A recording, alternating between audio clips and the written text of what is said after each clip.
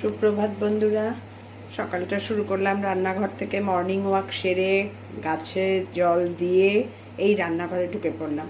আজকে কর্তার অর্ডার হয়েছে, মানে ওর খুব শখ হয়েছে, অর্ডার বললে ভুল হবে, ওইভাবে বলে না, যে আজকে বেগুন পোড়া টমেটো পোড়া দিয়ে মর্নিংয়ে ব্রেকফাস্টে রুটি খাবো। ঠিক আছে, উইন্টার স্পেশাল। আর একটা রান্না করব হচ্ছে মেথি শাক, ওটা এখনও প্রিপারেশান করিনি, একসঙ্গেই আজকে এই দুটো মেনু। আজকে উইন্টার স্পেশাল মেথি শাক বেগুন দিয়ে আর টমেটো পোড়া বেগুন পোড়া। আমি এখন টমেটো পোড়া বেগুন পোড়া কীভাবে করছি তোমাদের দেখাচ্ছি। প্রথমে বেগুনগুলো এরকম মাঝখান দিয়ে চিড়ে নিয়েছি, যে পোকা আছে নাকি দেখে নিয়েছি, তারপরে হাতে একটু সর্ষের তেল নিয়ে মাখিয়ে দেবো বেগুনগুলোতে, দুটো বেগুনি। সর্ষের তেল মাখিয়ে দিলে কি বলো তো, বেগুনের যে খোসাটা পুড়ে যাবে, ওটা ছাড়াতে খুব সুবিধা হয়। আর টমেটোগুলোর গায়েও ওই সর্ষের তেল মাখিয়ে এখন পোড়া বসাবো। আমি ওই যেটায় রুটি করে সেই চাল ঝাঁঝরিটায় ওটাতে দিয়েই বসাবো। ঝাঁঝরিটা ধুয়ে আগে একটু গরম করে নেব গ্যাসটা, তারপরে এবার বসিয়ে দেব।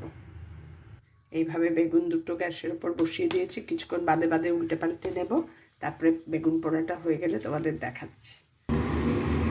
উল্টে পাল্টে দেখো বেগুন পোড়া আর টমেটো পোড়া পুড়িয়ে নিয়েছি ওই নেটের মধ্যে রেখে, এই নেটের মধ্যে রেখে বেগুন পোড়া আর টমেটো পোড়া উল্টে পাল্টে এবার ঠান্ডা হতে দিয়েছি। দেখো ধোয়া উঠছে, ঠান্ডা হোক, তারপরে তোমাদের মাখবো যখন, তোমাদের আবার দেখাবো। খোসা ছাড়িয়ে মাখবো যখন, তোমাদের আবার দেখাবো। এবার রান্না করবো মেথি শাক। এটা হয়ে গেছে, এবার এটা ঠান্ডা করতে দিই মেথি শাক। আমার সবই না সকালবেলা তাড়াতাড়ি করি, কারণ ঝুম্পা আসার মধ্যে আমার সব রেডি করে ফেলতে হয়, কড়াই ঠড়াই সব বের করে দিয়ে ও একবারই কাজ করে দিয়ে যায়, যার জন্য আমি সকালবেলাই রান্না। আর এমনিতেও আমার সকাল সকাল রান্না করারই নেশা।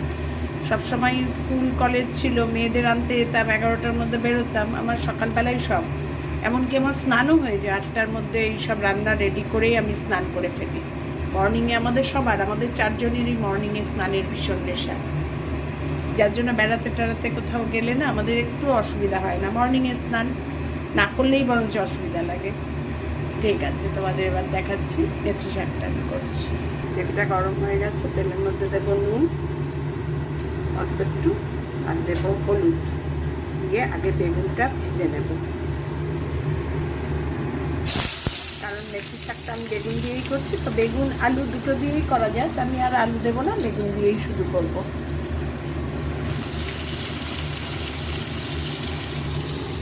বেগুনটা উল্টে পাল্টে ভেজে নিয়ে নামিয়ে রাখবো, নাহলে না শাক সিদ্ধ হতে হতে বেগুন একদম গলে ফুট। বেগুনটা ভালো করে ভেজে নিয়েছি, এবার সেই তেলের মধ্যেই দিয়ে দেবো শুকনো লঙ্কা একটা, শুকনো লঙ্কা না দিলে চলবেই না, আর দিয়ে দেবো 5 ফোড়ন। কারণ বলে মেথি শাকে নাকি 5 ফোড়নই ফোড়ন দিতে হয়, তা না হলে বলে মেথি শাক রাগ করে। মেথি ফোড়ন দিবে, ফোড়ন দিয়ে এবার এটা একটু ভাজা ভাজা হবে, আমি শাকটা দিয়ে দেবো। এই হলো মেথি শাক।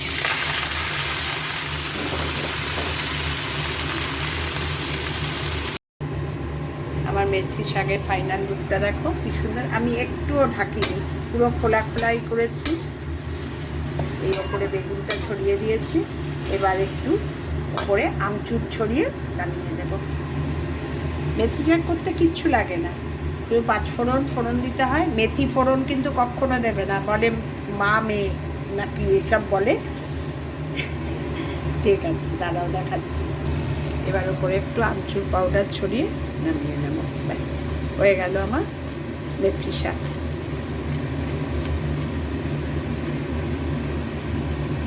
বেগুন পোড়া আর টমেটো পোড়াটা মাখবো বলে একটু পেঁয়াজটা তেলের মধ্যে একটু নাড়িয়ে চাড়িয়ে নিচ্ছি। কিসের জন্য বলো তো, নুন, কাঁচা নুন দেবো না তো, কর্তা তো কাঁচা নুন খায় না, প্রেশারের জন্য।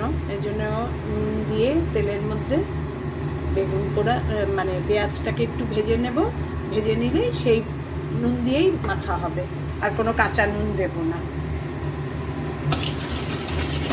কিন্তু খেতে তো ইচ্ছা করে, আর দেখবে ভর্তা একরকম লাগে খেতে, মানে কড়াইয়ের মধ্যে ভাজলে একরকম, আর কাঁচা খাওয়ার আরেক রকম।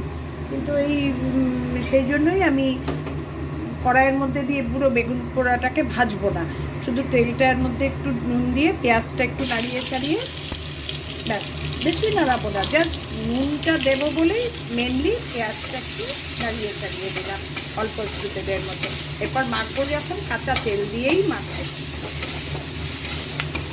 জাস্ট একটুখানি নুনটা পুরো পেঁয়াজের মধ্যে লাগিয়ে নেব বলে একটু গরম কড়াইয়ের মধ্যে, তাহলে কি কাঁচা নুনটা খাওয়া হলো না। এই ভাজা নুন খেলে কোনো অসুবিধা নেই ডাক্তার বলেছেন, কিন্তু কাঁচা নুন যেন এক ফোঁটাও না করে। হ্যাঁ, গ্যাস অফ করে দেবো, জাস্ট নুনটা একটু টেনে নেওয়া। এবার মাখবো যখন তোমাদের আবার দেখাচ্ছি, চটকে চটকে ভালো করে মাখবো। এবার বেগুন আর টমেটোর খোসাগুলো ছাড়িয়ে মাখবো। প্রথমে বোটাগুলোকে এইভাবে ছাড়িয়ে নেব। বলো কি, সব কাজেরই ঝামেলা আছে, কিন্তু খেতে এত ভালো লাগে, যার জন্যই এই যে তেল মাখিয়ে নিলে এই হয়, দেখো একবারে ফটাফট ফটাফট করে সব উঠে যাচ্ছে। তেল মাখিয়ে নিয়েছিলাম না, তার জন্য। আর যখনই যেটুকু উঠবে না সেটুকু চামচ দিয়ে তুলবো বলে চামচ নিয়ে বসেছি একবারে।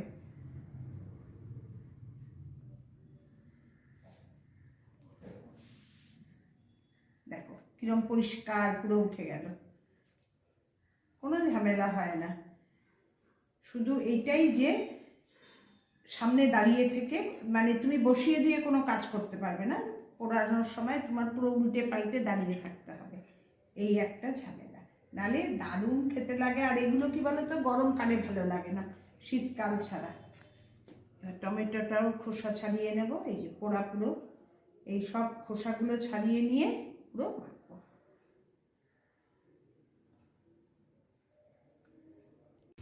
সমস্ত ছাড়ানো হয়ে গেছে বেগুনের পোড়া পোড়া খোসাগুলো আর টমেটোর খোসা। এবার মাখবো, মাখার পালা।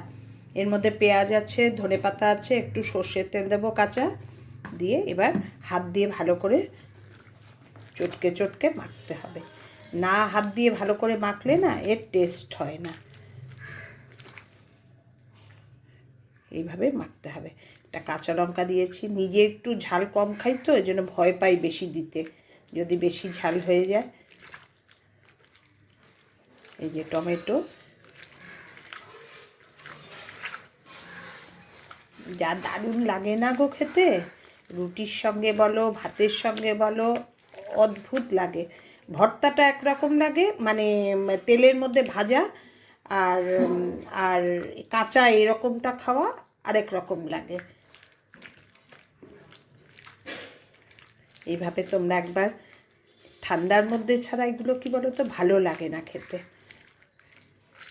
বেগুন পোড়া, টমেটো পোড়া আজকে আমাদের মর্নিংয়ে ব্রেকফাস্ট। আজকের ভিডিওটা তাহলে এখানেই শেষ করলাম। তোমাদের কেমন লাগে আমার রান্না, আমার কথা জানিও। আমার চ্যানেলটা সাবস্ক্রাইব করে নিও। তোমরা সবাই ভালো থেকো, সুস্থ থেকো, সাবধানে থেকো। আবার দেখা হবে নতুন একটা দিন নতুন ভিডিওর সঙ্গে। আর একদম গুজবে কান দেবে না, নিজে সাবধান থাকবে, ব্যাস। গুজব তো অনেক কিছু, অনেক রটে, অনেক কিছুই হয়, তবে নিজেকে সাবধান রাখতে হবে, এটাই কথা। টাটা।